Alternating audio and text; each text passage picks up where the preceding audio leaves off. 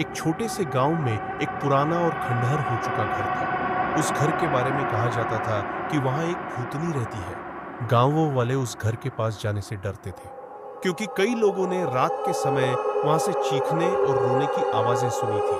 कुछ लोगों ने तो यह भी दावा किया था कि उन्होंने एक सफेद साड़ी पहनी औरत को घर की खिड़की से झांकते हुए देखा था। एक दिन एक नौजवान लड़का राहुल, जो शहर से गांव आया था, उसने यह कहानी सुनी। वह बहुत ही निडर और जिज्ञासु था। उसने गांव वालों की बातों को नहीं माना और रात को उस घर में जाने का फैसला किया। गांव वालों ने उसे मनाने की कोशिश की, लेकिन राहुल नहीं माना। रात को जब चांदनी छिटकी हुई थी, राहुल उस घर के अंदर चला गया। घर के अंदर का माहौल बहुत ही डरावना था। हवा में एक अजीब सी सनसनाहट थी और दीवारों से पानी टपक रहा था। राहुल ने अपनी टॉर्च जलाई और आगे बढ़ने लगा। अचानक उसे एक कमरे से रोने की आवाज सुनाई दी। वह धीरे धीरे उस कमरे की ओर बढ़ा। कमरे के दरवाजे पर पहुंचकर उसने देखा कि एक छोटी सी बच्ची वहां बैठी रो रही है। राहुल ने उससे पूछा, तुम कौन हो? यहाँ क्या कर रही हो?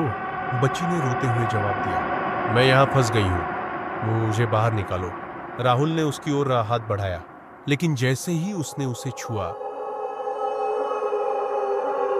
बच्ची का चेहरा विकृत हो गया और उसकी आंखें लाल हो गईं। वह चीखती हुई राहुल की ओर बढ़ी। राहुल डर के मारे वहां से भागने लगा, लेकिन दरवाजे अपने आप बंद हो गए। उसने चिल्लाना शुरू किया, लेकिन कोई उसकी मदद को नहीं आया। अगली सुबह गांव वालों ने राहुल की लाश उस घर के बाहर पाई। उसका चेहरा डर से विकृत था और उसकी आंखें खुली हुई थीं। कहते हैं कि उस भूतनी ने राहुल की आत्मा को अपने कब्जे में ले लिया था। उस दिन के बाद से गांव वाले उस घर से और भी दूर रहने लगे। रात के समय वहां से अब भी रोने और चीखने की आवाजें सुनाई देती हैं और कभी-कभी एक सफेद साड़ी पहनी औरत को खिड़की से झांकते हुए देखा जाता है। अगर आपको कहानी पसंद आए तो कृपया इसे शेयर करें और हमारे चैनल को सब्सक्राइब करें ताकि आपको आगे भी ऐसी ही शानदार कहानियां मिलती रहें।